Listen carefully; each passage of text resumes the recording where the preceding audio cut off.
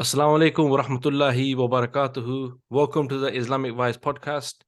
I'm your host, Majid, and today I have with me a very special guest, return of brother Muttaqi. Brother Muttaqi is, as you know, if you listen to the other podcasts, he is the founder and the host of the Islamic History Podcast. And I've had him on a few times. And as usual, bro, really big pleasure to have you on. Thank you, alhamdulillah, brother Majid. I'm glad to be here. Always good to talk with you, chop it up a little bit, and let's see what dangerous territories we'll get into today. No, definitely, bro, definitely. But I mean, at the end of the day, I know you mentioned a bit offline. You mentioned that it's cold down there. I could feel your pain because, to be honest with you, weather's not very. It's not really good around here as well. To be honest with you. Okay. But you're in London or UK? I know you're in the UK, but London specifically, or No. I'm in the Midlands. So in the middle. Okay. But I know the perception I get of the UK is it's always cold and rainy, except for a few months of the year. So maybe I'm sure that's a stereotype. Yeah, no. Well, it's correct if that's what you're saying. But no, alhamdulillah, it is what it is. You know, obviously it's Christmas Day today. Yeah. And people who celebrate Christmas wish for a white Christmas, and that's not happening, and I can't see it happening anytime soon. Even though it has been cold, but we haven't seen any snow as such. I guess is it snowing around your side? No, here in Atlanta, in the South, we rarely get snow. Every 2 or 3 years, 4 or 5 years, excuse me, every 4 or 5 years, maybe we don't really get too much snow down here. It is cold. It's in the it's below freezing, but unless there's precipitation, we're not gonna get much snow. And it should be back to normal in the 40s and 50s tomorrow. So, Inshallah, bro. Inshallah. Stay safe, stay warm, is the message. Yeah. Well, wearing my hoodie. Everybody's pretty much staying inside. Everything's closed today anyway, so nowhere to go. Yeah. That's why, no better place to be than on a podcast with your brother from the UK. But yeah, listen, let's get into this, man. And usually for these podcasts, we tend to have a specific topic. But I was just chatting to brother Muttaqi, and we said, you know what, it's been a while since we had a catch up, so why not kind of integrate it into a podcast? And I was thinking also, maybe it's 2022 is coming to a close, and it's most likely it's the last podcast from the Islamic Vice podcast anyway of 2022. So maybe we can discuss some stuff that's kicked off this year, important stuff that's going off. And the first thing I think is worth discussing. I mean, I've done a podcast on all the World Cup stuff, but obviously I'm speaking to yourself. You're from the States, and maybe things are a bit different than how people are perceiving what's going on. But most people are quite familiar with all the scandals that's been going on with all the accusations against Qatar and this and that, and the demands of the players wearing rainbow armbands and all this sort of stuff. Yeah. I'm not sure actually if the US was one of the sides that was supposed to do that as well, but they didn't at the end of the day. But what are your thoughts on all everything World Cup, bro? Or should I say soccer? Yeah. Yeah, soccer. That'll be the first thing to come to mind, because when I say football, I mean something else. So, well, the World Cup is not as big here as it is in other parts of the world. Though it is on the news, people still talk about it. There are many soccer fans here, both those born in the US or those who may originate from outside the United States. So it's still popular, but it's not like something like the NBA championships or even definitely not the Super Bowl or something like that. So I didn't get to see any of the games. I mostly followed it mostly on YouTube, mostly just following what was happening. And the only reason I was really following was because it was in Qatar. The previous World Cups, I think I went to South Africa at some point. I don't know. It's been a while since I don't really follow them. I pay attention to maybe who wins it at the end, just to get an idea of what's going on. But I don't really follow that much. However, there's the reporting around Qatar and all of the I won't say scandals, but I guess they're mini scandals from the ending, the ceremonial ending with the leader of Qatar putting the bisht on Messi. on Messi. Yeah, and then the goalie holding doing the lewd gesture with the with the goalie trophy. Those things of course come through just through my social media feed and YouTube feed. So I hear about those things, and of course the whole covering the mouth thing and all that kind of stuff, and the high hopes of Morocco going as far as they got. I don't really understand the tier structure, but I understand Morocco did get pretty far. They So at did. least okay. So and it kind of surprised everyone that they did as well as they did. So things like that I'm well aware of, and all the accusations against Qatar and the I won't say blackout, but it, the avoidance of the Israeli media, how a lot of players, not players, but a lot of people within Qatar avoided the Israeli media, wouldn't give them interviews. I'm sure they found other people to give them interviews, but many of the Muslims were not, and the people proudly displaying the Palestinian flag and raising awareness for Palestine as best as they could. So things like that. I'm aware of the news and the drama around the World Cup. The actual event, I have very little, very little about. I know a lot about the drama, but not much of the actual sport itself. Yeah, I mean the sport. I mean, it's neither here or there. I mean, like you said, I think I don't know. Remember last time? I think you said you're more of a baseball guy, if I remember correctly. But I think football aside, I think what people have been speaking about is the sort of double standards and the kind of hypocrisy. And from an Islamic point of view, I mean, this is what I wanted to sort of. I thought it's worth discussing because you've got it was quite apparent that the issue was that it was in a Muslim country and it was in an Arab country. I think all the issues to the migrant workers and I'm sure these are factual and it's wrong if it's happening. But I think in regards to the culture, the attack on the culture, the question about homosexuality and LGBT, and the questions that can homosexuals, do what they do in Qatar and what will happen to them. And it was quite apparent that the issue here was like a culture one, like a civilization one. And what the attack, and to be honest with you, Brother Muttaqi, I think the attack itself wasn't on Qatar. It was on the certain Islamic, principles that Muslims hold in Qatar. Because if you look at Qatar itself, I mean, I think one of the biggest US naval bases is in Qatar. From what I was reading, half of London is owned by Qatar, right? Mm-hmm. It's nonsense to say that it was against them as such. However, if you think about the stuff that they were bringing up about entrances for men and women being separate, things to do with how to dress, things to do with having alcohol or not, right? All these issues, if you think about it, they're all issues to do with Islam. Mm-hmm. Yeah. I think people would a lot of the people who were there, and we get this often. Once they may have had their doubts about Westerners, that is, non-Muslim Westerners visiting Qatar. Many of them, I'm sure, had their doubts about how it would be to adjust to the things that are different in the Middle East or in the Muslim culture in general. But once they actually experienced it, many of them were like, it really isn't that bad. There were people who reported that having separate entrances for men and women really wasn't that big of a deal. It wasn't that bad. It wasn't that big of a deal, and they didn't mind it at all. I have not heard any one person complain about yet. I haven't heard it. Maybe there is only one, but complain about not being able to drink at the World Cup. I have heard people saying that it was much more pleasant, much more enjoyable, without having a bunch of drunk fans all around you doing all sorts of crazy things. Many people did mention that.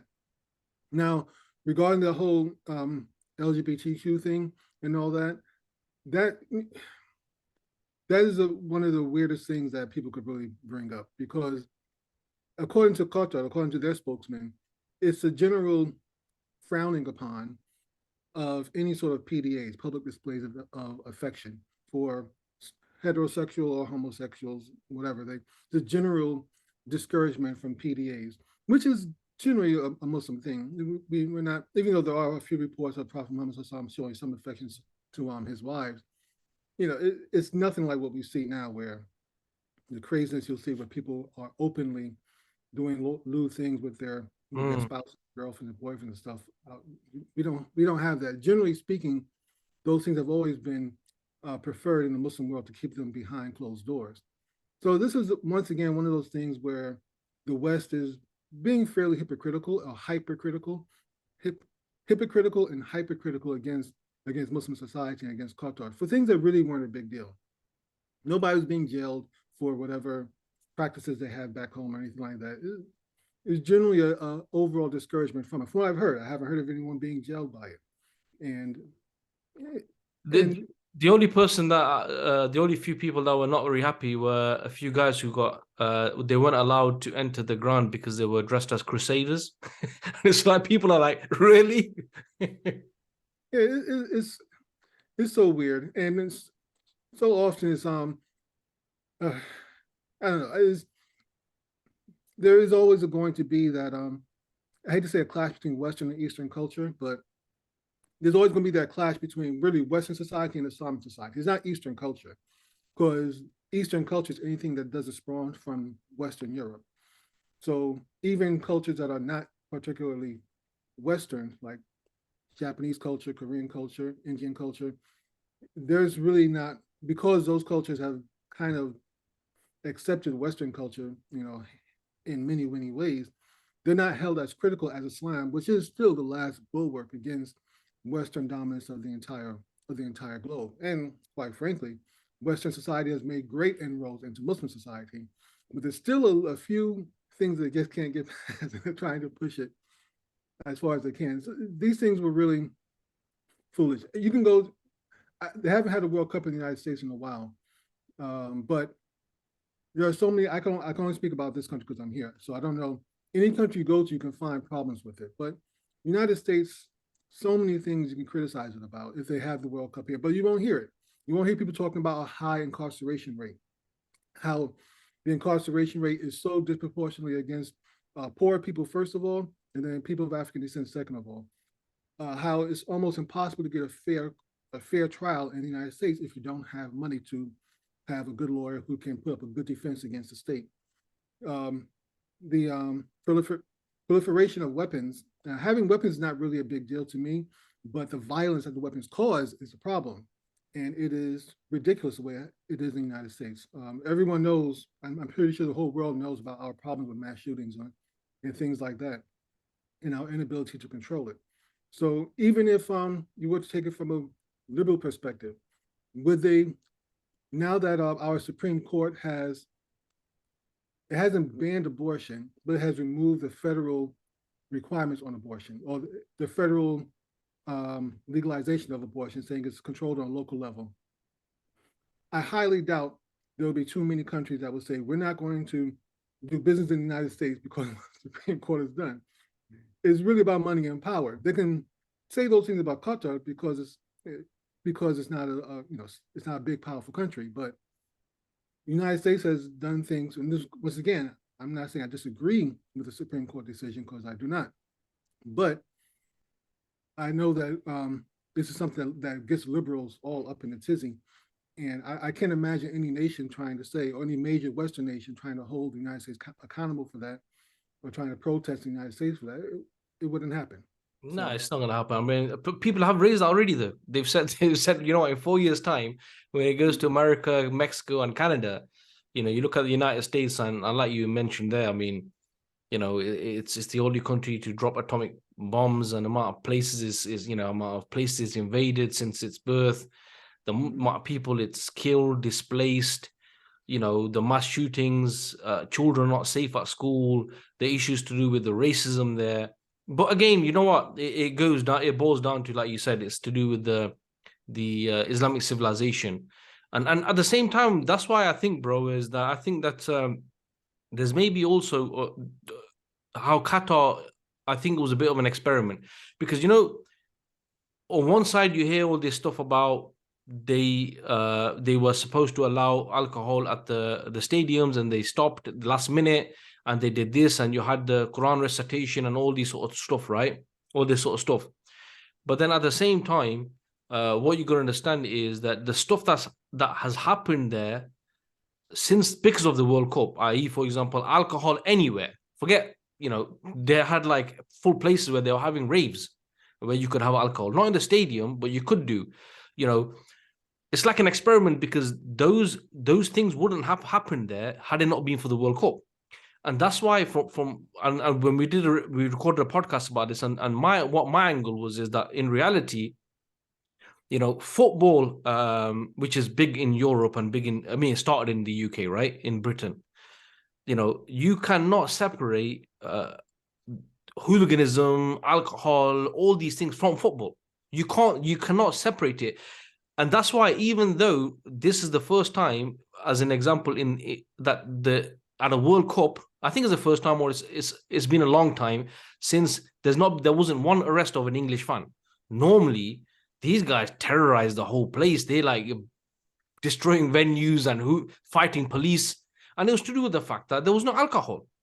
And if you speak to the people who were there, they actually appreciated this, that there was no friction between the different country fans and etc. But there were still people not happy with that, because they link alcohol to football. It's that culture. You can't separate it. So now when you're taking this World Cup to the Muslim lands, you're now opening this door to things which are not allowed. I mean, they shouldn't be happening there. So at the end of the day, I think there's hypocrisy, there's double standards, even though someone would argue there's not double standards, because this is their standard against Muslims and Islam. So they're not actually going against that, right? Mm-hmm. But certainly with all the stuff that's been said, I think it's one of those things which it's kind of like put the spotlight on those lands now to maybe normalize certain things. I mean, it's okay, it's Christmas today, and I'm sure you'll see some videos on social media where in Saudi Arabia, they are selling all this Christmas trees and all this sort of stuff. But we can see things that are creeping in to the lands now, and you will know better than a lot of people, because you've done podcasts on the seerah of the Messenger Muhammad sallallahu alaihi wasallam. You know the things he came to remove. Look at that. Look at what happened on Halloween. What are your thoughts on that? On all the Halloween stuff kicking off in Saudi? Wow, that was I was not expecting to see that one. That was one of the of course, we've all heard the things about how Saudi Arabia has been slowly, I won't say westernizing, but allowing more Western culture. And I guess it's westernizing, I guess. Things like concerts and professional wrestling matches and things like that, and in the past few years. So we've all heard these things happening more. But I didn't expect it to go this far. I don't. And there's a couple of things. There's the event itself, the Saudi Halloween, with people walking around wearing kafayas, and I forgot the little coil thing around it, wearing Halloween masks and thobes and things. It's very, very weird. Along with the backlash to it, or the outcry against it. As far as certain Muslim speakers speaking out against it, and then receiving backlash against speaking out against it.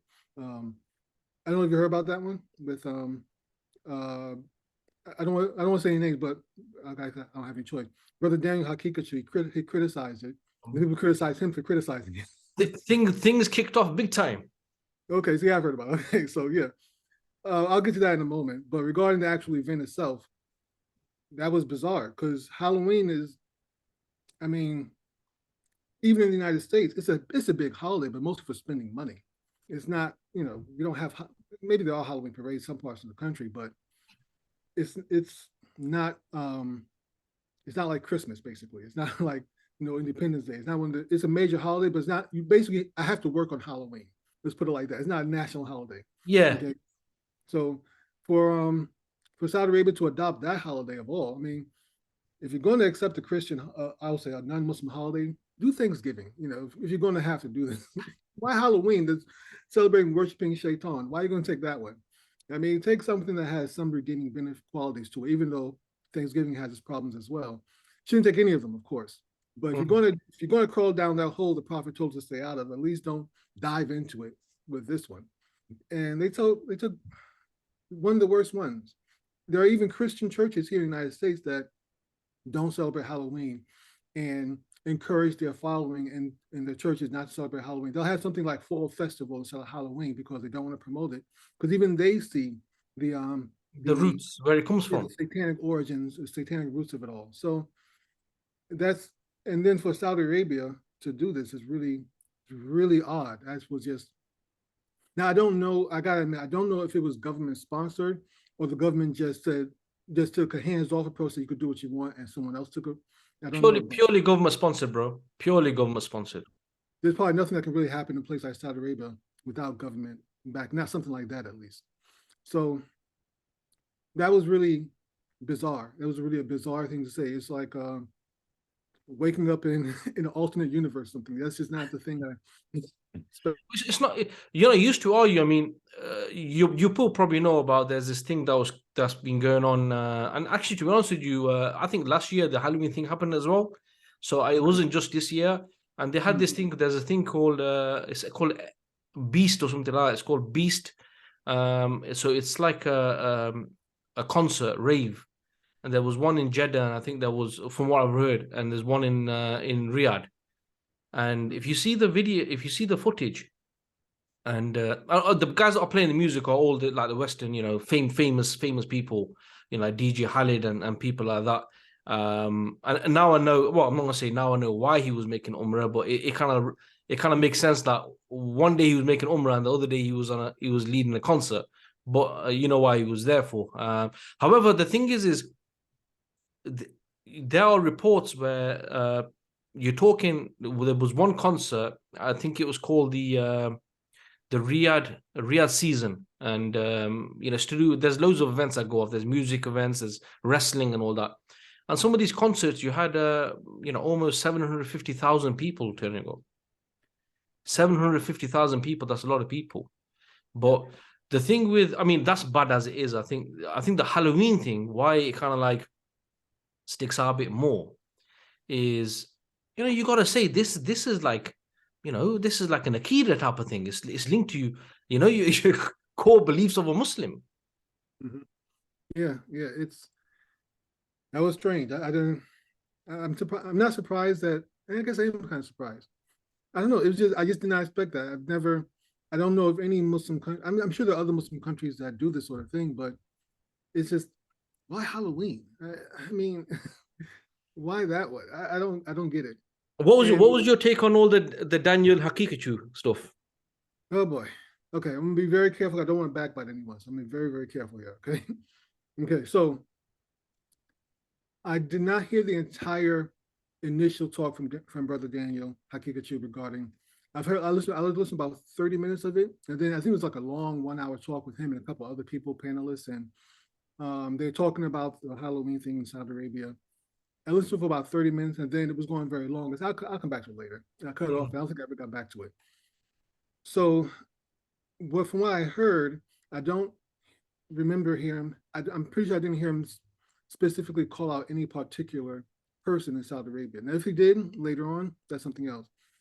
But then the next day, Brother Saajid released a video condemning and disassociating and from Brother Daniel. And I was like, what did I miss? I thought I gotta go back and listen to it maybe, but and then Brother Daniel put out his reply to Brother Saajid, and I can always see from the comments of two camps setting up. And if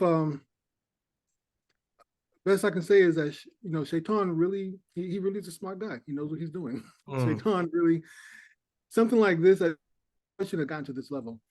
Now, I guess I'm not a scholar, so I can't talk about whether the initial criticism was halal or haram or not.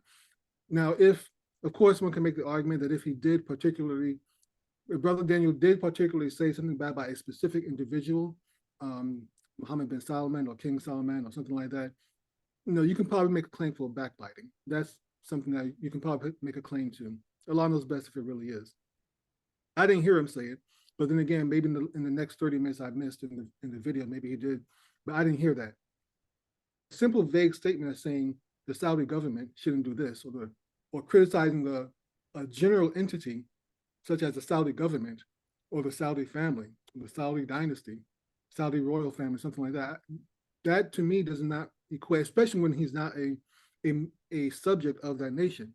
To me, that doesn't seem as if it's wrong to criticize, and especially when they're doing something that's that's very much haram.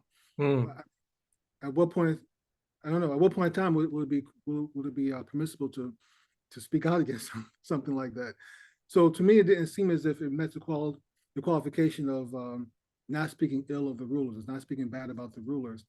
For one, it's not his ruler, and second, if he's not if he doesn't if he doesn't call someone by name, it's not really backbiting. It's just a general statement about saying like the Umayyad dynasty did this, the Ottoman government did this, the Syrian government does this.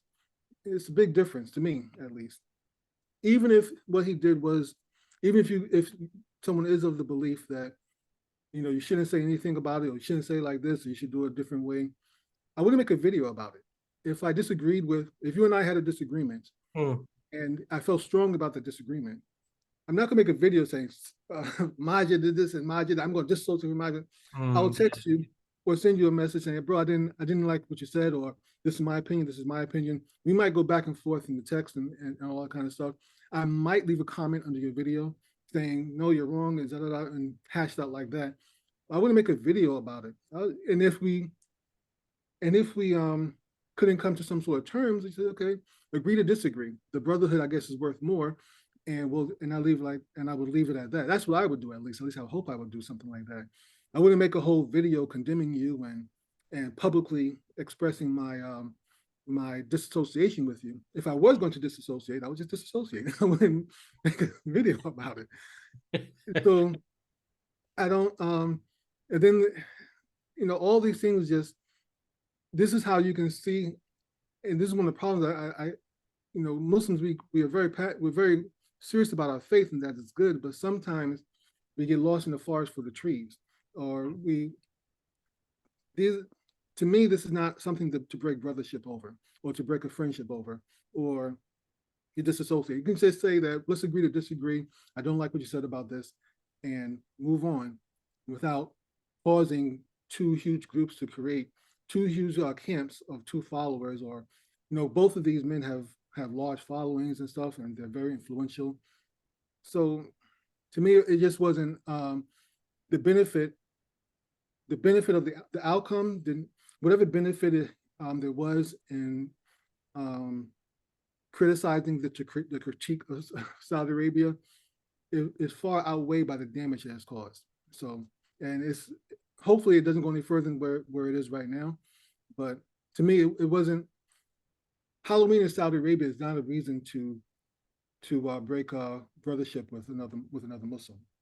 I would just leave it alone. Yeah, I mean, I think from Daniel's point of view, I did watch his video where he kind of like countered the counter, and he was saying, look, I've still got the material that I did with Saajid on my YouTube, on my channel, whatever. So he didn't disassociate himself. But I think reason why it was probably the response was a bit more stronger on Saajid's side is because I think that there is an issue at play here, and I'm not sure whether you have a view on this or not, brother Muttaqi, but what you have is what this is kind of like brought out is there's two camps. There is one camp who basically who say that you cannot rebel against a Muslim leader, you cannot speak out against a Muslim leader, and all these type of things, right? And basically, in a way, accepting the status quo. And these people have been labeled as bootlickers, basically. Okay, and I think what people like Daniel, and there's some other da'is as well, like in the UK, who are like caught up in this as well. And what they are saying is, look, the issue here isn't about rebellion. No one is advising anyone to rebel. But what you are doing is you are conflating the matter by talking about rebelling with the leader and linking that to even saying anything critical about what they're doing. So, I mean, I've been looking into this quite a bit, and the kind of like evidences that have been produced where it shows companions of the Prophet ﷺ, and people within the first three generations where they accounted the rulers. And there's famous sayings. I'm think it's you will correct me. I think it's Umar ibn al-Khattab radiallahu anhu when he asked the people, what would you do if I went astray? And they said, we would correct you with a sword. Right? So I think what's happening now is this is where we are, and basically the camp where people like your brother Saajid and others are in a way their camp. I mean, my opinion is that's the side which is not in the right, because what you're saying basically is the fact that the rulers could do anything, absolutely anything. And they will bring out evidences which really, if you look into it, these are talking about rulers who are Islamic rulers. I mean, you've done the history, you've studied the history. It's talking about walis, it's talking about judges, it's talking about people who implement the Sharia. It's not talking about nation states. It's not talking about people who are implementing other than Islam, right? But what they are saying basically is that, and there's some strange ones where there was one where this one guy said that even if the ruler fornicated live on TV for like 30 minutes, you cannot say anything against him. It's really ridiculous. But what you can see is, and when you delve into this deeper, what you actually see is that there's a certain group within the Muslims, within the area of the Arab lands, and they're called Madhkhalis, right?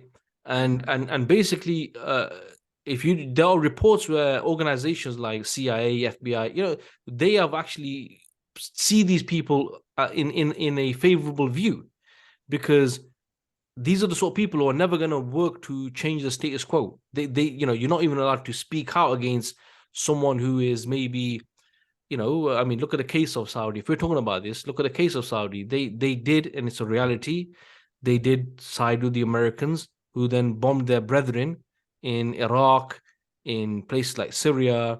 You understand? This is a reality. They had their bases there. This is a fact. But people will legitimize it. And if you say anything that this is wrong, then it comes down to the fact that, you can't say this because you are becoming a Khawarij and this is Khurooj. When in reality, it's not. To say that you cannot criticize the ruler, and we're talking about an Islamic ruler, we're not talking about someone who, is implementing riba and doing all sorts. And let's not just talk about Saudi. I mean, there's a majority of the Muslim world. The leaders haven't been put there. You've done, seasons on this history to do with, the Second World War, the First World War, colonialization. I mean, you did one on, I'm sure it was about the makeup in Lebanon. How the French installed, the setup where I think the Maronites will always have the top position. All of this setup is not being put there by Muslims. And that's the reality. But to speak out against it, you're Khawarij. Come on, that's not right.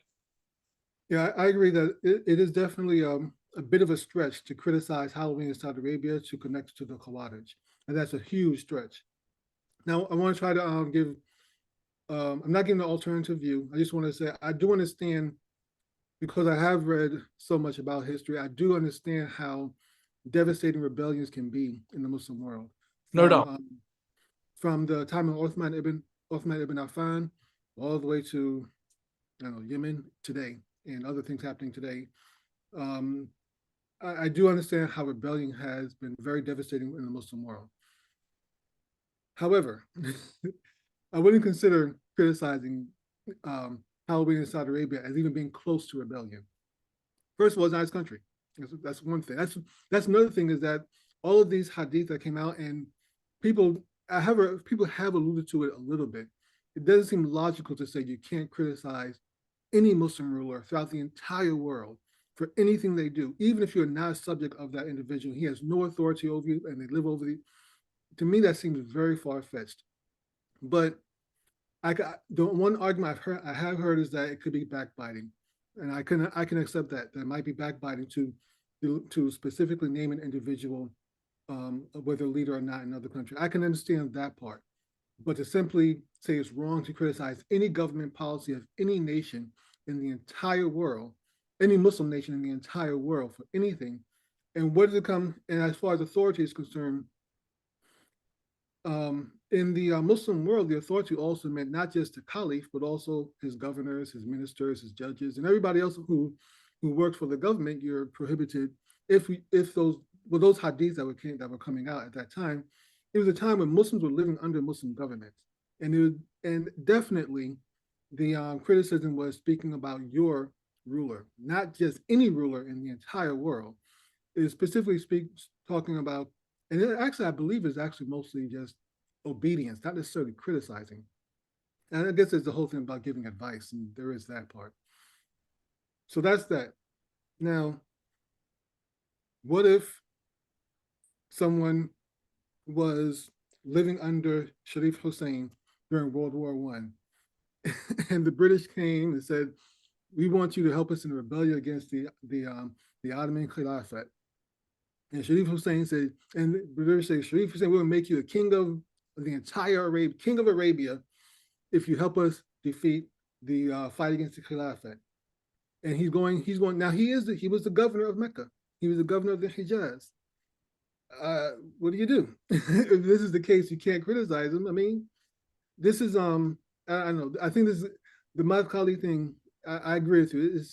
It's way too far. It is illogical in many cases and in many respects.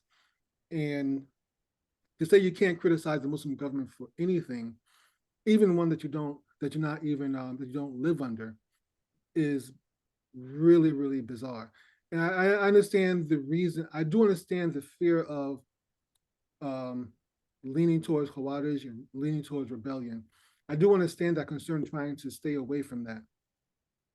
But to say you can't criticize anyone at all for this thing, any leadership at all, because you're afraid of that what's going to happen, that might lead to Khurooj, when it doesn't make sense. It's a very, very far cry. The thing is just to add as well, Brother Muttaqi, that the same people who promote this, they had no problem with Mohammed Mursi being taken out in Egypt. They had no problem with the coup that happened in Turkey. So it's selective. It's a foreign policy here. This is not just a fiqh issue. I think that's what a lot of people are annoyed about, because this isn't just some scholar giving his opinion. It's in line with a certain foreign agenda in the Muslim lands. It's not a coincidence, man. Right. Yeah. With most of these governments have a problem with the Muslim Brotherhood, of course. They've either banned the Muslim Brotherhood in their nations, jailed them consistently, and all sorts of things with them. So, and once Mohammed Morsi was overthrown, or was a coup d'état by the military, there was almost no. I've heard the same thing, saying that, basically bring up the idea that this is always the result of the Muslim Brotherhood. Ikhwan al-Muslimin always leads to this. It always leads to destruction, and basically making the victim blaming the victim for his own failure or for what happened. So, and I do understand that that's the political aspect of it all, which you're right. There is that political aspect where this is not simply about defending the religion or trying to make sure we don't violate the Sunnah of Prophet Muhammad sallallahu alaihi wasallam. There is a political component to this all. And this is one thing that a lot of Muslims have to understand, that every politician in the Muslim world, or pretty much any political movement in the Muslim world, uses religion. They use Islam. Either they want to change Islam, they claim to be the upholders of Islam or the defenders of Islam, or they want to reinterpret Islam. Whatever the case may be, most politicians in the Muslim world use Islam as part of their political process. I mean, it should be expected. It's part of it's been happening since the Umayyads. It's been happening since the first Khawarij. The Khawarij themselves, they did the same thing. They used Islam as their reasoning. And those who the Umayyads, when they stamped down on any sort of criticism in their world, they also used Islam as their as their reasoning for it. So it's very difficult you cannot separate Islam and politics, but that's first of all. No matter how, whatever side you stand on this issue, you can't separate Islam and politics. That's just nearly impossible to do. So you have to understand that anything that's coming out like this there's almost certainly a political agenda. It is not purely Islamic. It is a political agenda, and how you move on it will be up to you. I don't know. It's a very one of those bizarre things. Once again, strange things. It's something to be wary of, bro, because it does have wider ramifications. I mean, remember right now, there's the whole, and it has been for a few years, about the normalization, the Abraham Accords. Yeah. So you can't criticize these rulers who are normalizing and recognizing the state of Israel. You're not allowed to do this.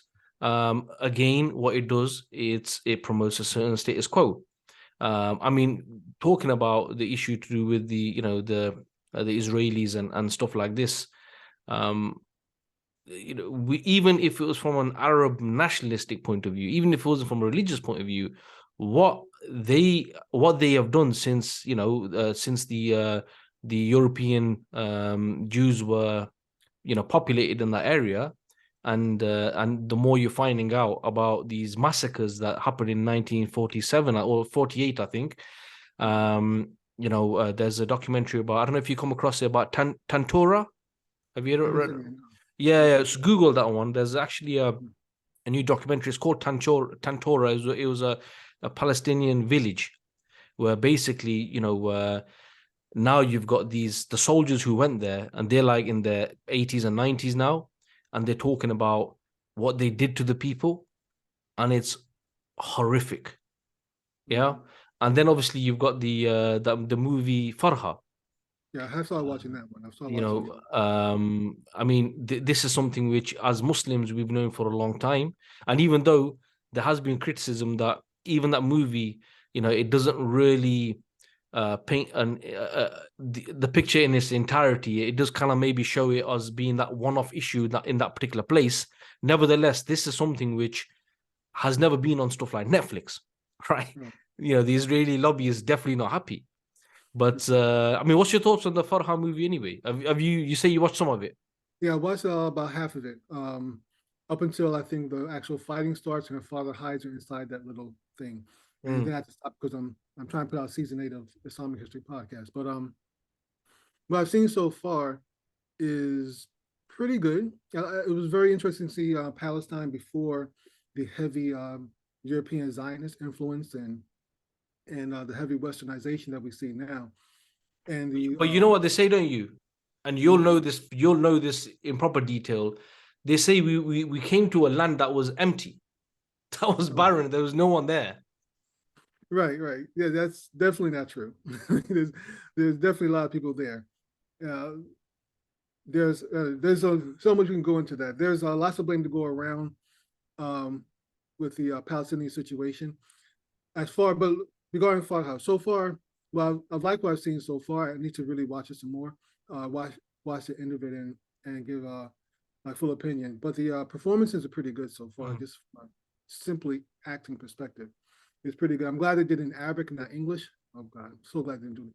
That would have definitely broke the spell if I was speaking English. I would have not liked that one. So, inshallah, I'll try to finish watching it at some point and give you a more broader opinion on it. But so far, I've liked what I've seen so far. Regarding the Abraham Accords in general, each of these Muslim countries that went and normalized relations with Israel, they were bribed to do it. They received something. Donald Trump was president at that time, and he offered them something, either removing sanctions on them in the case of Sudan, recognizing giving them some sort of political carrot, so to speak. Actually, in Morocco, to do with the Morocco. Sahara, wasn't it? Yeah, I'm sorry. Can I say it again? With Morocco, because Morocco normalized as well, and then soon after, I'm sure US recognized there's that dispute between Algeria and Morocco, isn't there? Right. Regarding I think Western Sahara or whatever. Western Sahara, yeah. The United States recognized Morocco's claim to that piece of land.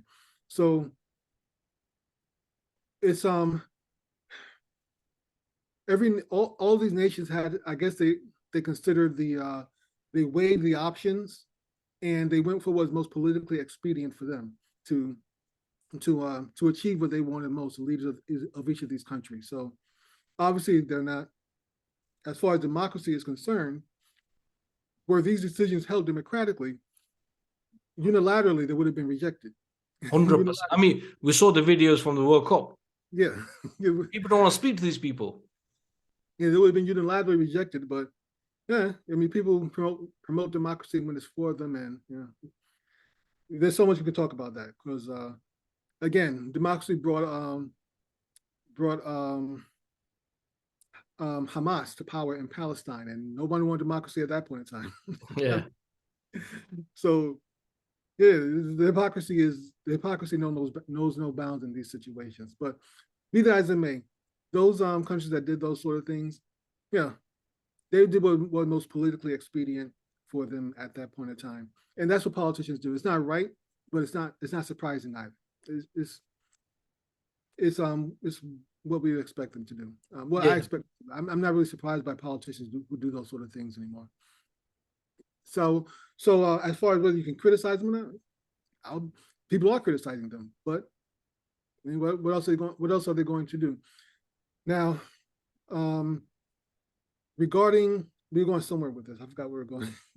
I think you mentioned the issue too with Farha, and I think that in regards to normalization, and we spoke about the claim that there was nothing. I mean, you may have heard about you must have seen did you see the interview between Jordan Peterson and Netanyahu, where there was a kind of claim that it was squatters were living in the land, and the real owners have come back.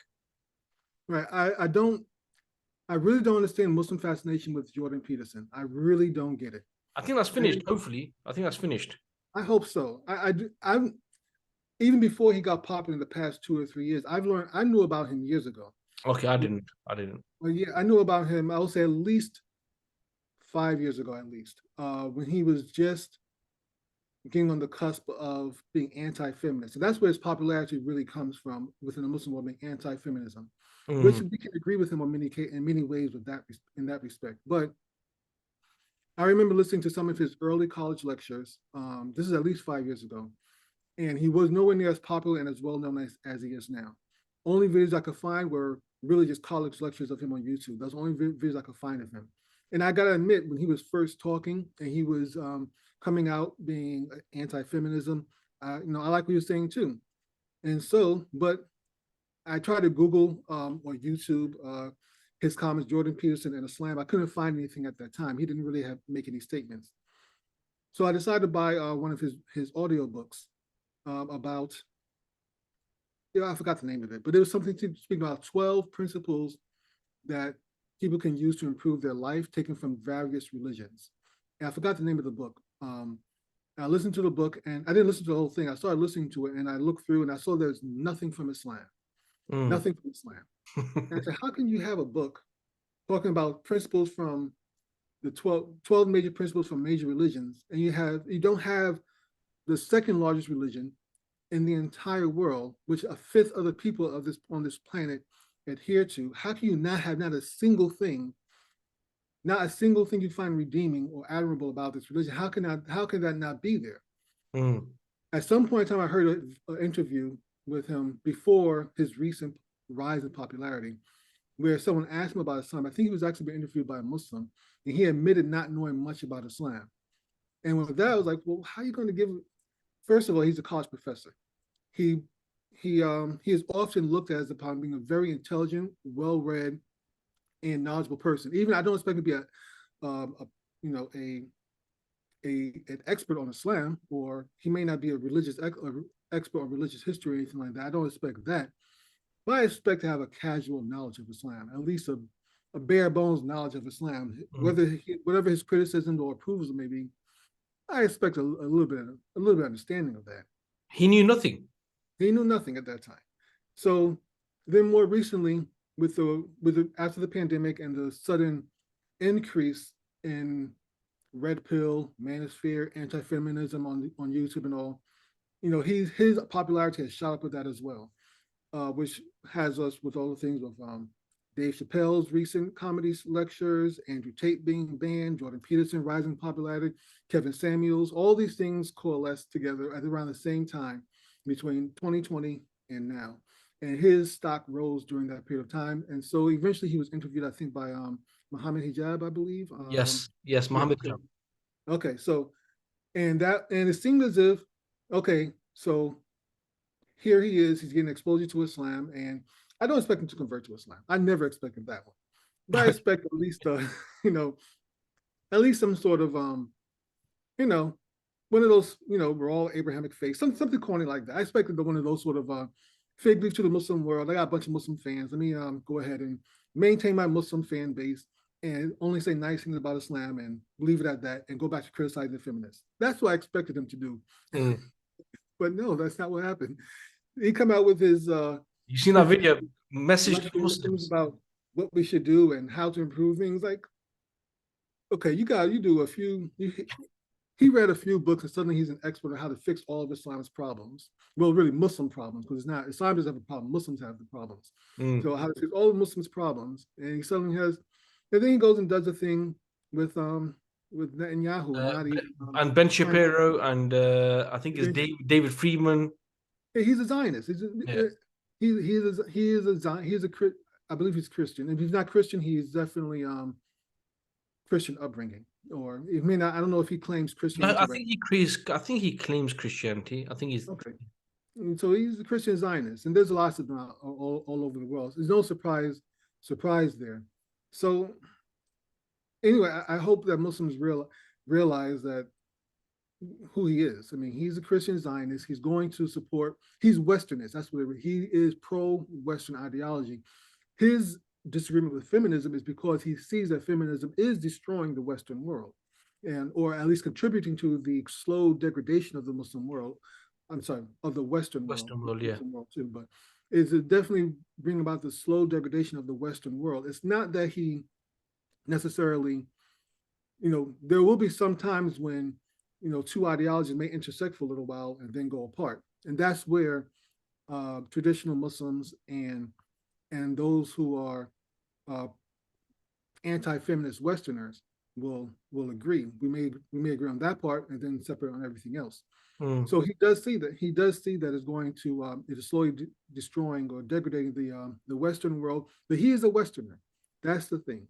He is pro-West. He believes that the Western world, which comes from Western European society, the Western European culture, particularly Britain, France, to a lesser extent Greece and Italy, and maybe Spain and Portugal, but definitely Britain, France, and Greece.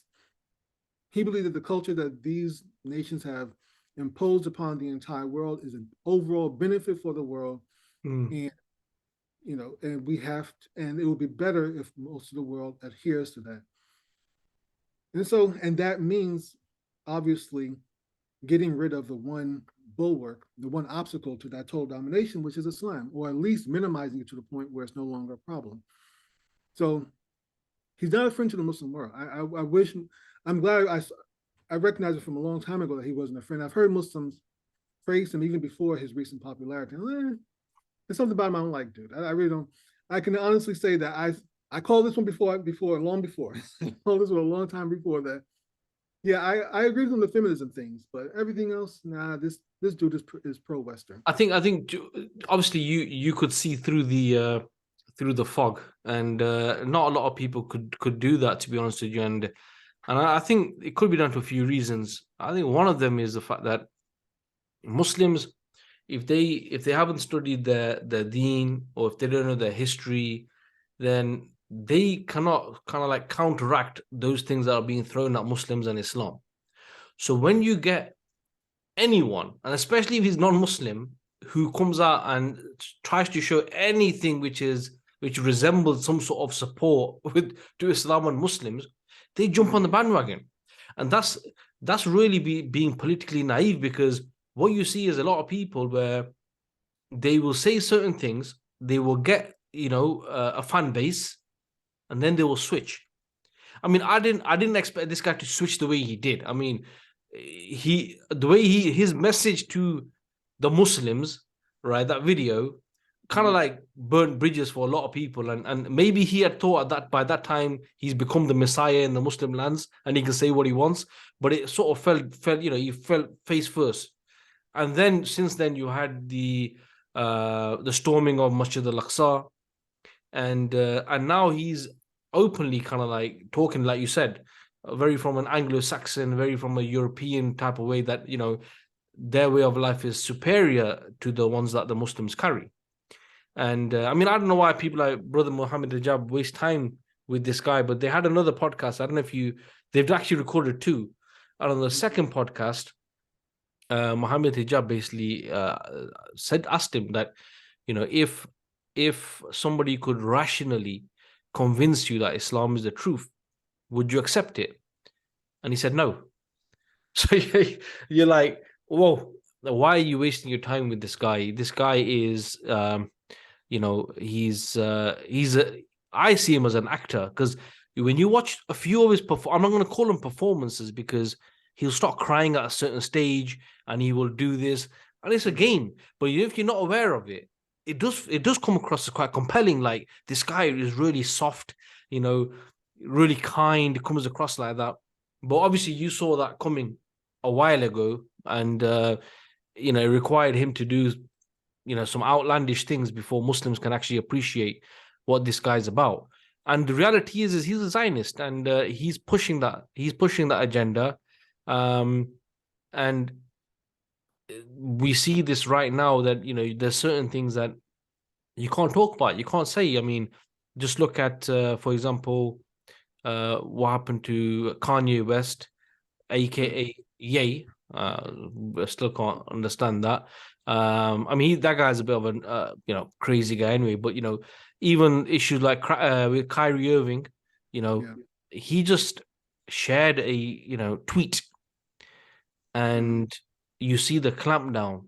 And what's your thoughts on that? Because people in the US, like, do they not see that you have a certain group of people who tend to get away with whatever, whether it's in Palestine? Because things like Farha, things like Westerners traveling there and blogging them, through tweets and their own videos. Before, maybe it was kind of controlled because it was just through the state media, but now the fact that you're getting more exposure, like, look what they're doing to these people. I think the normal person's kind of like maybe seeing like, wait, actually, I didn't see this side of things, right? But don't normal people question, like, why is it that this set of group of people seem to be immune from any criticism, anything? You say anything to them, you're either anti-Semitic or you're anti-Holocaust. What's your thoughts on that, bro? Well, in the United States, there's another factor, that's the racial factor. Both of those men you mentioned are Black, and there's going to be a automatic, from the Black American perspective, it's going to be an automatic for most Black Americans to automatically defend them and support them. And I'm not talking about the politicians. The politicians are different. Normal people. Normal people, most of them, at least from what I've seen, will defend them or support them to a certain extent. Kanye, I think, may have gone a little bit too far. He may have gone, his rantings are a bit much. So Kyrie Irving, however, no one could really understand how simply posting up a cover of a movie could lead to what has happened to him. But gotta take it back a little bit further than that. One thing that I've noticed is that there's always been certain groups you can't criticize. And once one person does it, however, and that initial person may take the brunt of the initial criticism for making that criticism, after that, the floodgates open. I noticed that now I'm not a big supporter of Ilhan Omar, but I remember when she was one of the first American politicians to openly criticize Israel for all her faults, and she has many faults, I get that. But she has criticized Israel, even though I understand she also approved military packages to them as well. She claims to be a Zionist, man. Come on. Yeah. I know what you're saying. I know what you mean.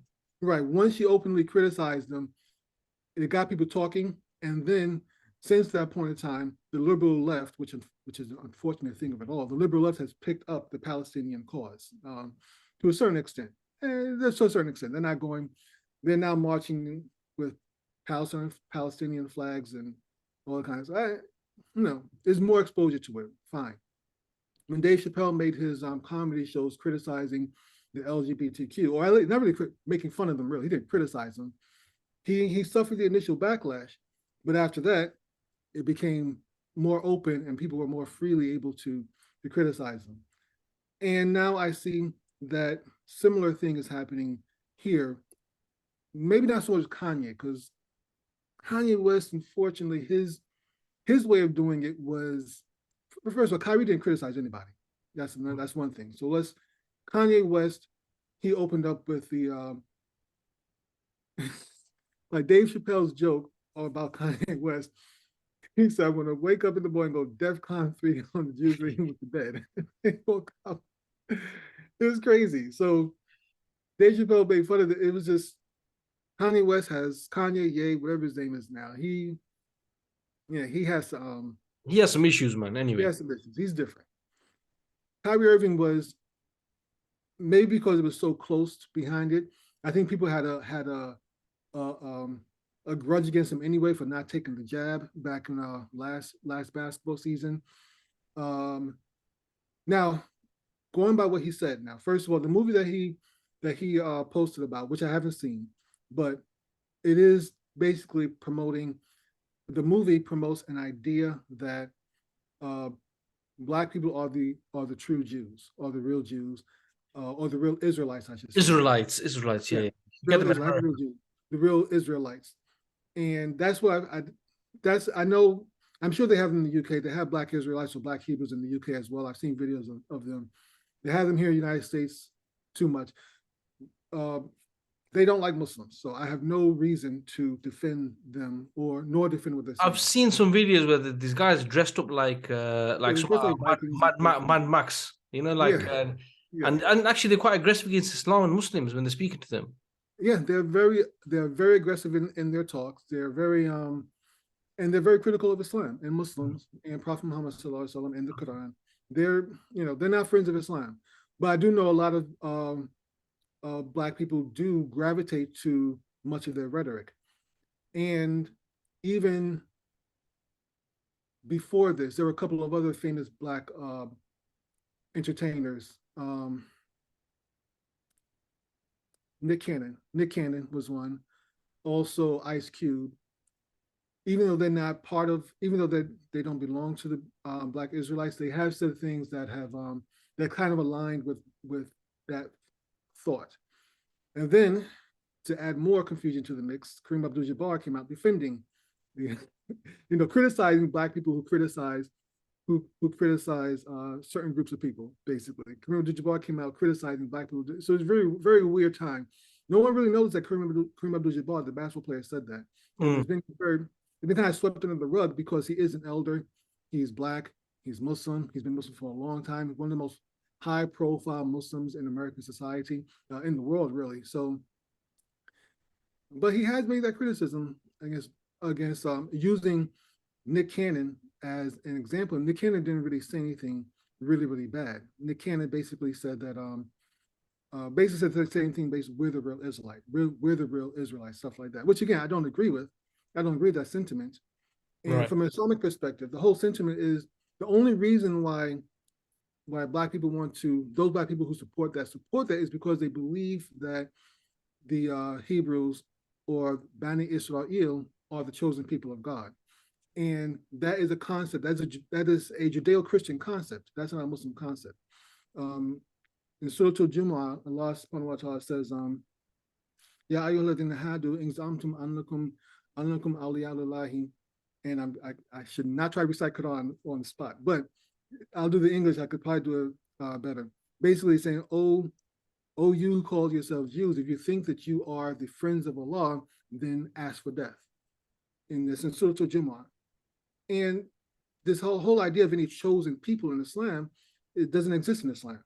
The only people who are chosen are really Muslims. We're the chosen people, if you want to do it like that. But it's really not just being a Muslim, actually being a believer and trying to implement. And that's not a race.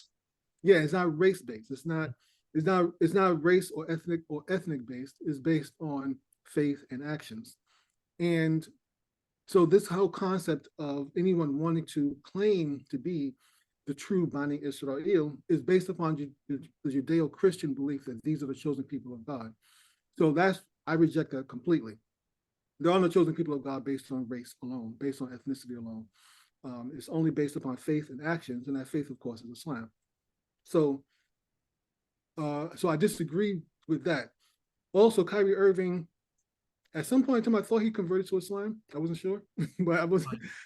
But last year he fasted, and even this year he donated a bunch of money to a masjid, to a black masjid here in the United States. So he might be one of those people who like, I respect all religions and I want to take from that. You know, there's a lot of people like that.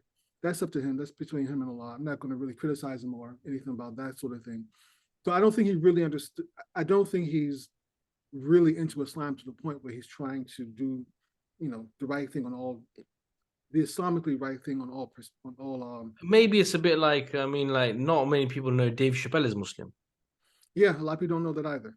And Dave Chappelle is Muslim, and sometimes I tell Muslims that, and they're like, he is? Yeah, he's Muslim. He's admitted it, and I can understand the surprise because some of his jokes are very un-Islamic. Yeah, most of them. Yeah, most of his jokes are very un-Islamic. But yeah, he is Muslim. So, but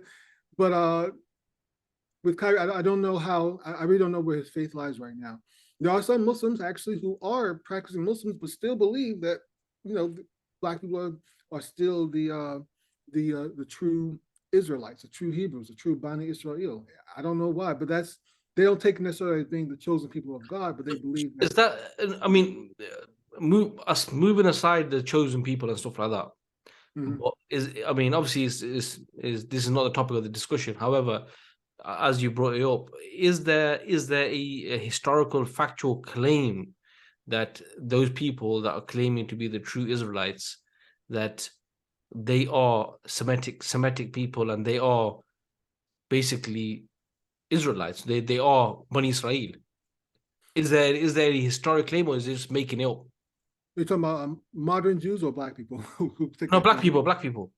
Like, what do they call them? The Black Israelites. Black Israelites.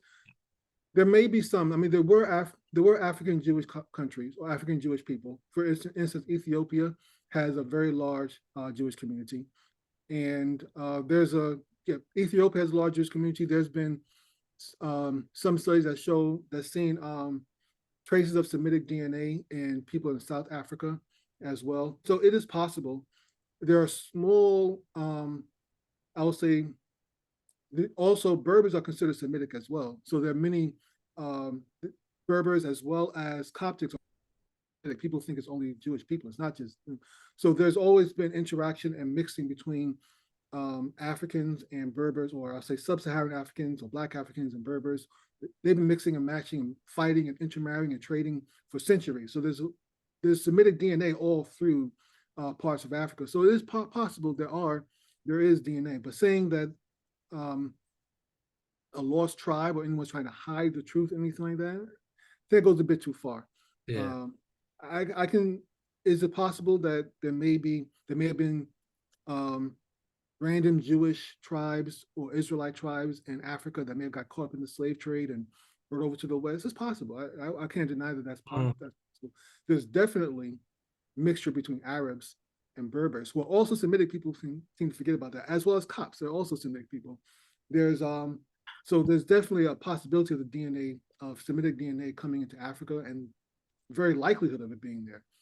But a grand conspiracy to hide it, I can't accept that.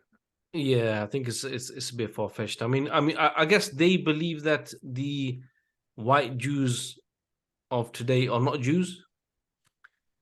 Those who promote that idea, yeah, they say that basically it gets kind of convoluted. So I'll try to say as much as I know that of their belief. I don't want to say anything wrong about them, even if I do disagree with them.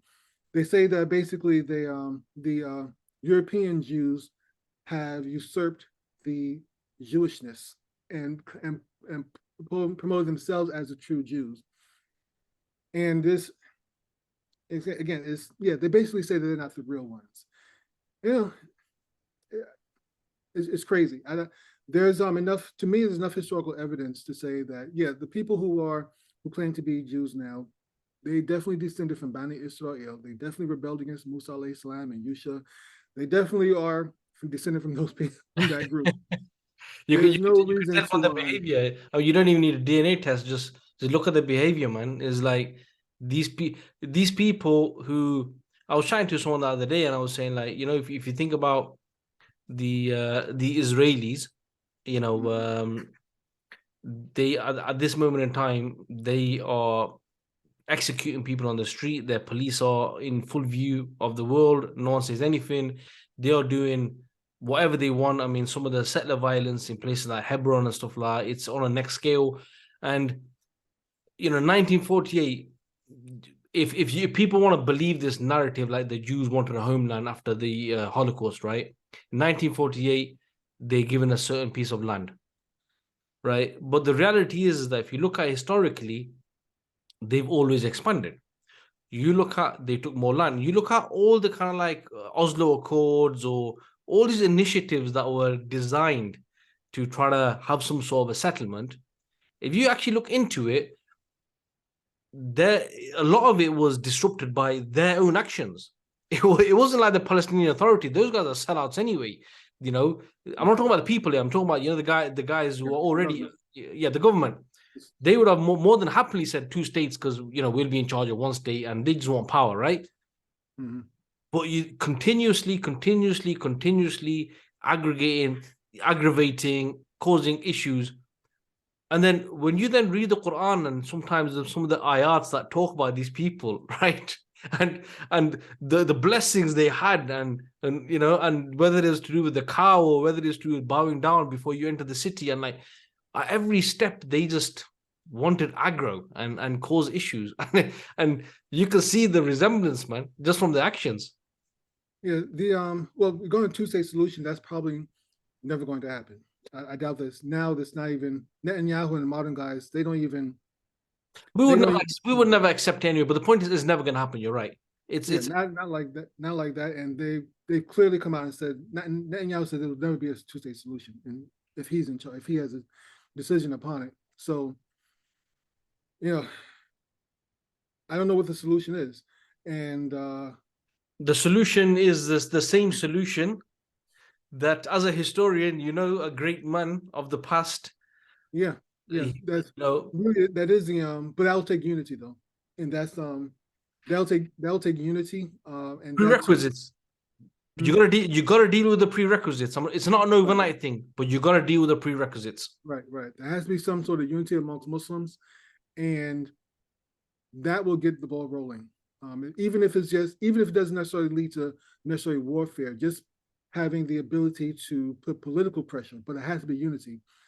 As it is right now, with the Muslim world so divided and everything, it's even though I have to say during Salahuddin's time, the Muslim world was even more divided, and managed to come about. So, and that's the thing, is going to happen.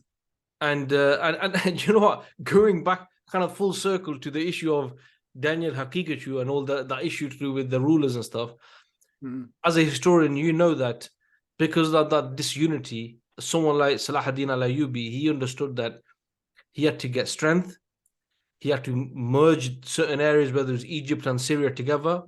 But even more than that, there were rulers who were an obstacle, who were colluding with the Crusaders and stuff like that. He had to take them out, and he took them out, and he unified the Muslims.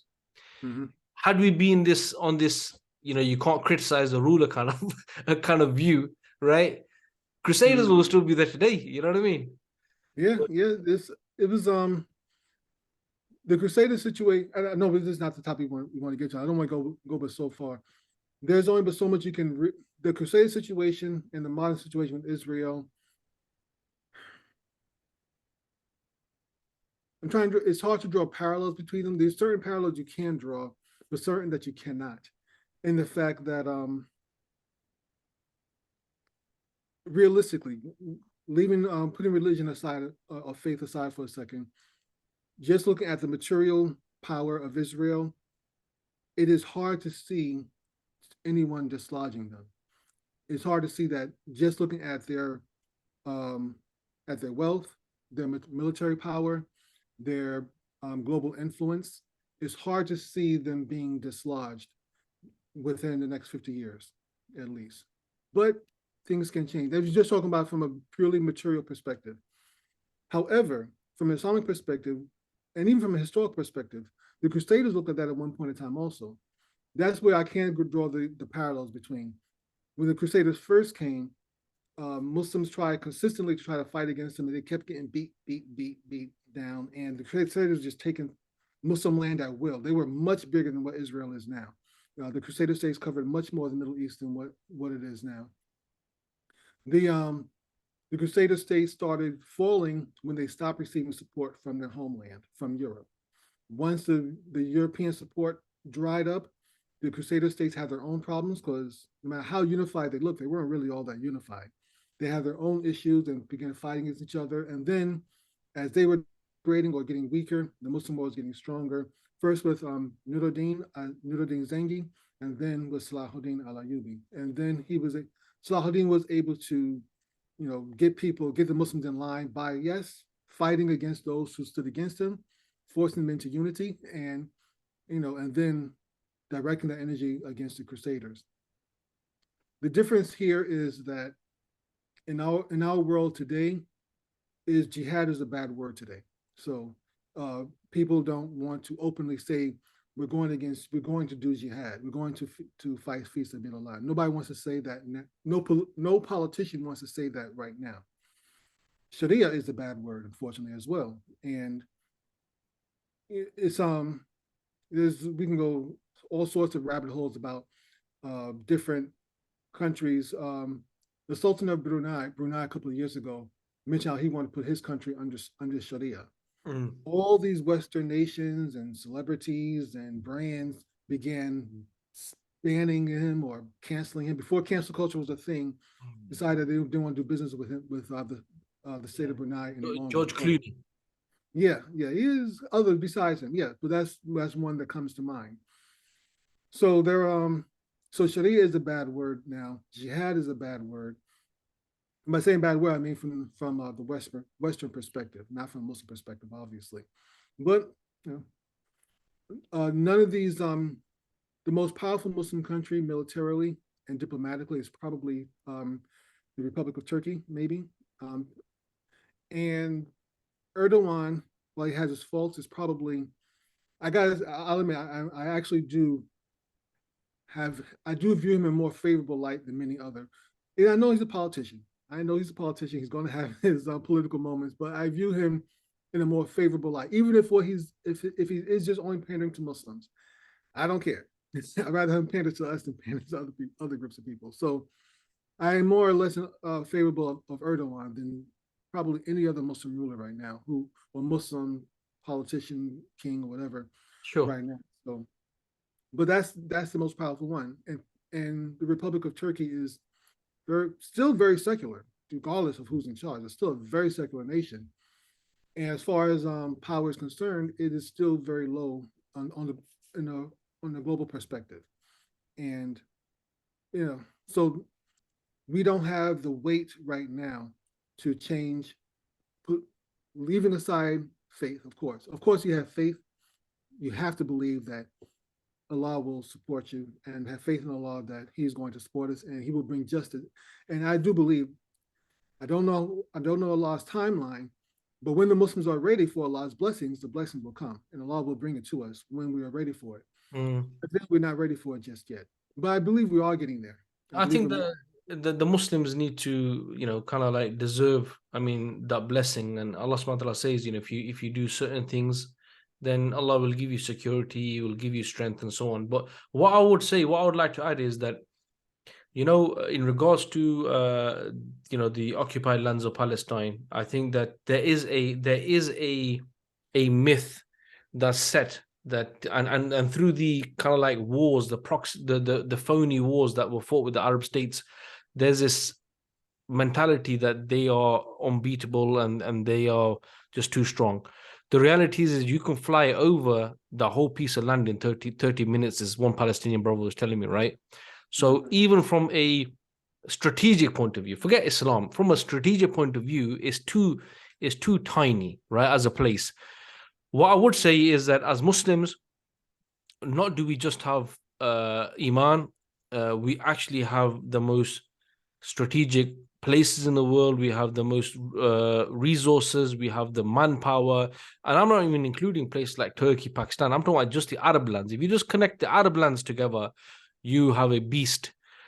The only thing I would say is, and you know, if some of the Madhkhali brothers are listening to this, they may say that this guy is a Khurooj. But the reality is that, you know, the change has to come from the bottom up, i.e., society will change, and then it's inevitable whether the people in charge, they will never reform because they are there for a certain reason, right? I can probably vouch on that. What I would say, they have two choices. Either they get on a chopper and fly to Washington, or they will get imprisoned and punished or whatever, because the will of the people, when the people understand the real power, I'm not even talking about from a violence point of view. I'm talking about if entire society now wants to live a certain way, and they are brave enough to come out and deal with the repercussions initially, you know, then it's a tsunami. It can't be stopped. But to get to that stage is the problem, and a lot of it is down to the sacrifices people are willing to make.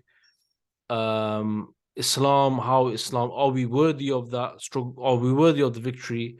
And on top of that, you have at this moment in time the onslaught of liberalism in the Muslim lands, which before would be carried there through F-16s, but now you just need to open up TikTok, and you have now large parts of the young population who the culture is very Western, which was impossible for this culture to infiltrate those lands before, but now it's very easy. So there's many obstacles that have been placed.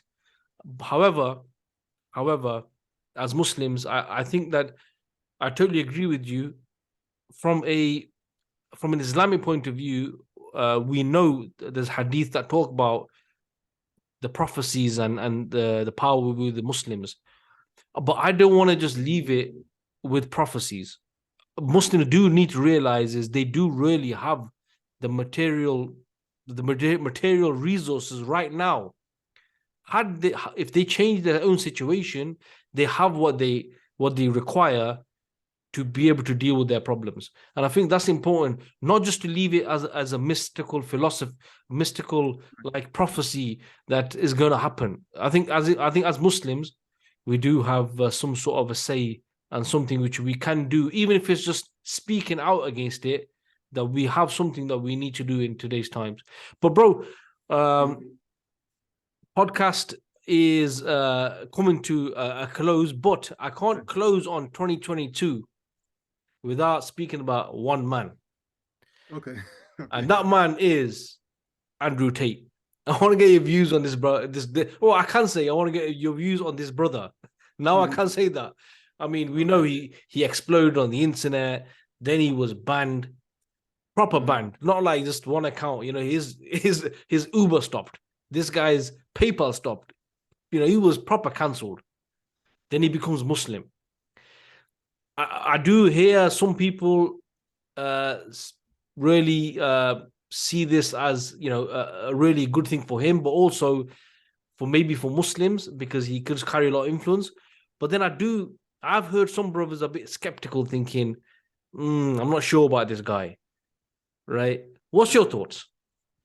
Well, I did listen to your episode where you and the other brothers were talking about him, I believe, when he first got banned. It's before he took his Shahada. That's right, yeah. I did listen to your episode on that. And the first time I heard of Andrew Tate, I always got to get the history of these things. But the first time I heard of Andrew Tate was someone posted a clip where he was on one of these manosphere shows called Fresh and Fit, I believe. And Fresh and Fit is a show where actually one of the hosts, I don't know if he's still Muslim, but he has a Muslim background. I don't know if he's still Muslim. Well, I saw a video of him recently, and from what he was saying, he still considers himself as a Muslim. Like he doesn't drink and this sort of stuff. And he said it was haram. Whether he was mocking it or whether he was being serious, I'm not sure. But the other stuff he was coming out with was far from Islamic. Yeah, the rest of the show is very un-Islamic. But but Andrew Tate was there, surrounded by a bunch of scantily clad women. But he wasn't Muslim yet. It was a couple of years ago, 2 or 3 years ago at least. But he praised Islam and its family structure. That's what he's mostly, his family structure. He praised the Islamic family structure. And I'm not sure if he praised the reverence Muslims have for their prophet, but he did. I remember him specifically praising the Islamic family structure and how he admired that. That was the first time I ever heard of this guy, Andrew Tate. And then I saw him on the Dean show with Eddie, and I was like, why? I thought he was Muslim then, because usually Eddie only interviews other Muslims. But evidently he was not Muslim. He was just on the Dean show. I don't know why he was on the Dean show, but I saw clips of him on the Dean show.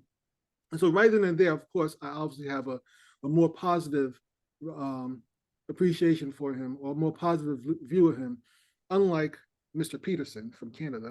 I like that guy. Now, I automatically had a more positive view of him based upon his positive expressions, or saying what he likes about Islam, which is good enough. I don't expect everyone to convert, but simply recognizing that Islam has benefits is at least you're not an enemy. I'll put it like that. At least you're not an enemy. So that was good enough, or at least for me to at least have a positive view of him. And of course, I'm very much against the feminist ideology. I think it's big time. Even if you're not Muslim, it is destroying this country. It is destroying the United States. It is everything that is, most of the things that are bad about the United States, I can directly or indirectly link to the rise of feminism.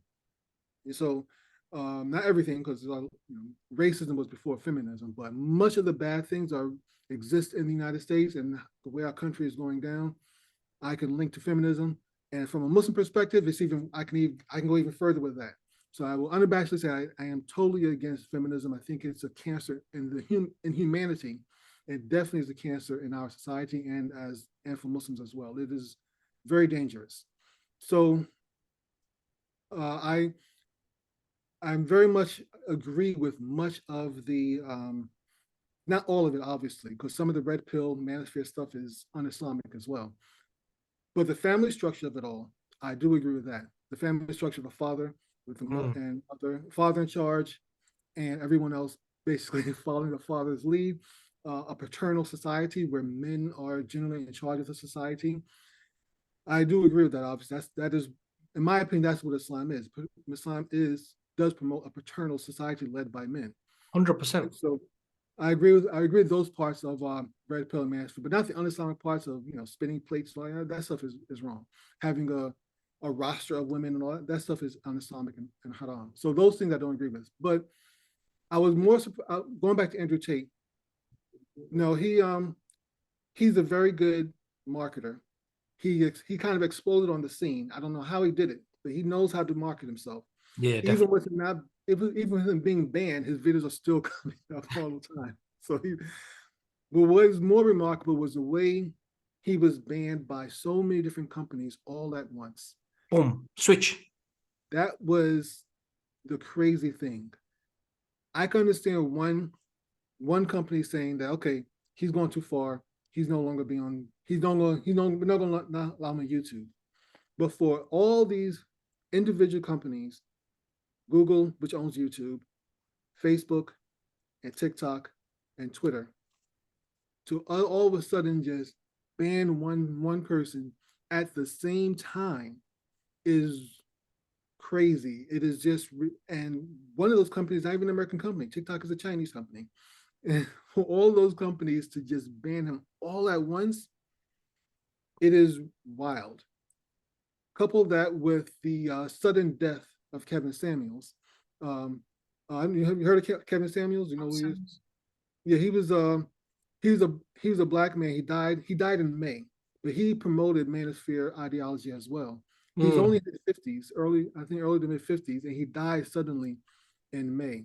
Okay. And it was everyone says it's a heart attack, but for him to die suddenly like that, the I got to put my tinfoil turban on. You know, I kept I got my tinfoil turban, my tinfoil topi, however you want to call it, and I got to say that there's, you know, I'm going to have some suspicions about that, about how he suddenly died all of a sudden. But be that as it may, for them to suddenly ban Andrew Tate and then Sneeko as well. I don't really follow Sneeko, but I know he was banned around the same time that Andrew Tate was banned. I don't really know Sneeko. I don't really know much about him. I don't really listen to what he was doing at all. But still, for them to ban just like that quickly was really weird, and I won't say scary, but really creepy to say for them to ban him like that. And then of course, alhamdulillah, he finally did take his shahada, and there's of course those Muslims. I think I hope or I believe that most Muslims embrace him and welcome him into the fold of Islam. Yeah, I think they did. Okay, but I do know we have our liberal wing of Muslims as well. Our liberal fanatical. Mostly women. Yeah, yeah. A few simp men are in there too, though. There's a few simping men in there also as well. The hijab is a choice women, or hijab is a choice men, so to speak, or you know, your sexual preferences. Allah loves everybody, and all those sort of things, and you know, all those kind of Muslims who, and even those who don't necessarily agree with those ideologies, but still have the feminist gene in them as well. You know, some of them are even Muslim, well-learned and well-renowned Muslim speakers who actually had criticism against Andrew Tate accepting Islam. That's crazy, bro. I couldn't understand that. It's like, what? I mean, there was this one person. There was one person who was saying, if he becomes Muslim, I will leave Islam. It's like, what is nonsense? That's crazy. I mean, so you're going to go to hell? I mean, just because of Andrew Tate? That makes no sense. It's ridiculous. Even if you disagree with him, you know, there's room in Islam for everybody. You know, I would say no matter what sins you have, how it agrees, it's better for you to be a sinning Muslim to be a sinning non-Muslim. Come to Islam, and there's I don't want to get off topic, but there are many Muslims many people who say, many Muslims who stop practicing Islam and then say that they're not Muslim because they don't want to be hypocrites. No, be a hypocrite. Come on to Islam, be a hypocrite. You work out your sins later on. Come on, you know, I've known many people who say I want to become Muslim, but I don't think I'm ready to do all those things, to do all the rules and follow everything. So I don't want to. No, that's Shaitan talking to you. That's Shaitan, yeah. Take your shahada, and you will work out your sins as you go along, inshallah. You can make a deathbed tawbah, okay, and hope that, and pray that Allah will accept your tawbah. Make Hajj, you know, as soon as you can, and get those past things worked out, or we can work those things out. But take the shahada first, and you know, we'll work on those things as you go along. Don't just sit here and deny Allah and His Messenger simply because you don't want to be a hypocrite, so to speak. And don't do that sort of thing. So anyway, I'm glad that Andrew Tate did accept Islam. I was surprised. I was surprised. A lot of people praise Islam or like certain things about Islam, but don't necessarily take that leap, especially not someone as high profile as that. I hope the same thing as I hope Kanye West also sees that Islam is probably the best refuge for him. That he could probably much of what he's talking about, much of what when he could get through his rambling, a lot of what he says does make sense, and he sees it. He saw. I don't know if you noticed his. I know I'm going off topic, and I'll try to bring it back. His recent criticism of Balenciaga and what they were doing with we did a podcast on that. We did a podcast some scary stuff, man. Exactly, and his own. Now he married into that stuff. He married into those things in the past, but granted, if he sees the wrong that's going on now, he can try to correct it as much as he can. But he really should consider. I would strongly encourage him, even though I know he probably is not listening to me, but I would strongly encourage him to consider accepting Islam, and it will be to his own benefit, definitely. There's going to be some struggles, but it'll be to his own benefit. And Kyrie, I don't know where he is right now, but hopefully he comes along as well. But regarding Andrew Tate, you know, I'm glad he's with us. I know that he has had some perhaps un-Islamic business practices, and much of his wealth, I've heard, is built on un-Islamic things. Allah knows best. I don't know. I think it is. I think that's factual. Okay, so those sort of things he's going to have to work out. Don't leave Islam for them though. Don't work those things out as you go along. As you go along, but yeah, that's between him and Allah. He's going to have to work those things out on his own, or ask Muslims to help him with that one. Those things can be worked out. There's time, inshallah. He can figure those things out as he goes along. But still, yeah, most of what he says, I'll say much of what he says now, I absolutely agree with. He definitely is perhaps one of the, and hopefully this doesn't age. Hopefully it doesn't age badly. But he has so far been a very positive. I don't want to say boost for Islam, because we don't really need a boost from a celebrity. I like he's been a positive representation of Islam on the internet. I don't know how else to put it. So he has I've heard of people who there have been many people, anti-Muslims and pro-Muslims, who've done reaction videos to his conversion. There have been Christians who challenged him on his reasons for converting to Islam, which is good. That's fine. I'm glad I'm more than one that I'm happy that Islam is in their head. I'm happy for them to at least, even if they don't agree with it, I'd rather have them discuss it. And other people who seem to have converted to Islam because of him. So even if it's only one or two, you never know what can come from that.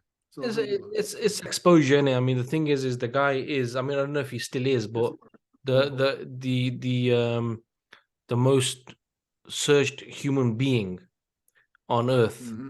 So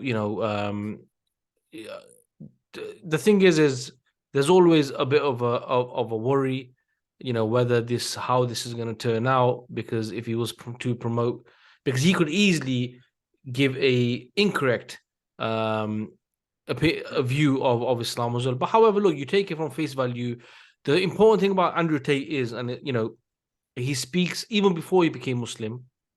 He was speaking against the matrix, but he was speaking against the what's happening right now. He's speaking against liberalism. He was speaking against all this, patriarchy versus matriarchy and the family structure, and that's what got him basically banned.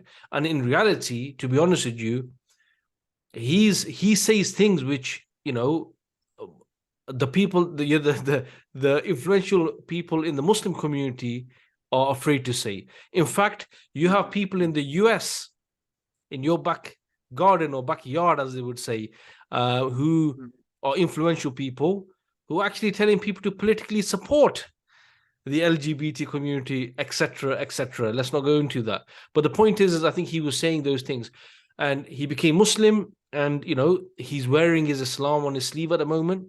He is he's saying things. He's saying the right things, and I think the only thing that I've seen, it's not a criticism. It can't be criticism, because his Islam is between him and Allah. But one thing I've noticed, where when he has been questioned about why he came into Islam and stuff like this, most of the time his answers are because Islam agrees with what he already understood. And as a Muslim, what you would want is more of an answer, because it's the truth. It's, I've come to realization that, it's the truth because it's the truth, not because it agrees with me.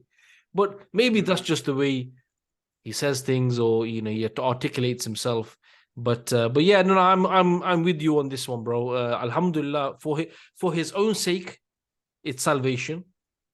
And you can't say without you can't say that this is not going to have any impact on people. It's going to have an impact on non-Muslims, because they are becoming Muslims.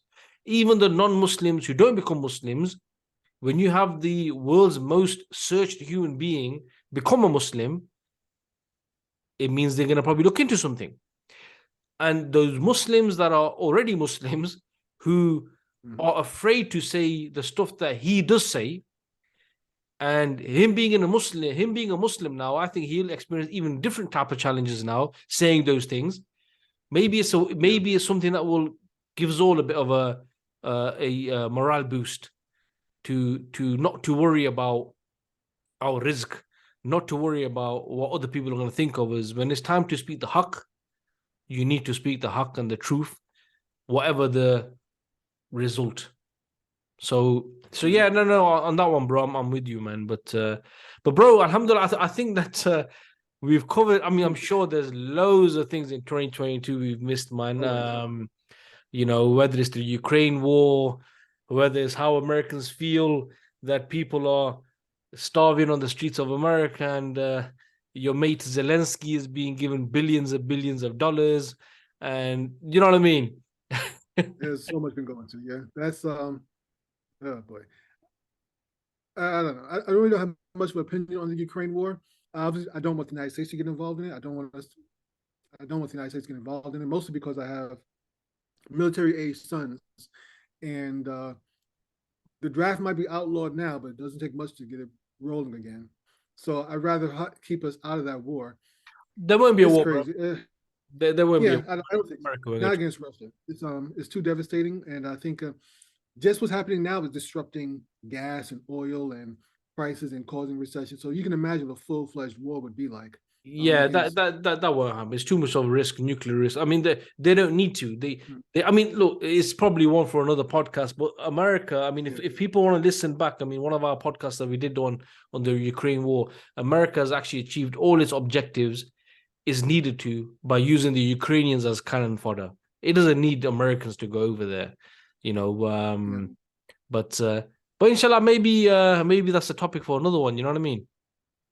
Okay, I had to read more about it because I've really been kind of ignoring it, or just basically on the peripheral. So I don't really know too much depth into the political side of it. So inshallah, I know.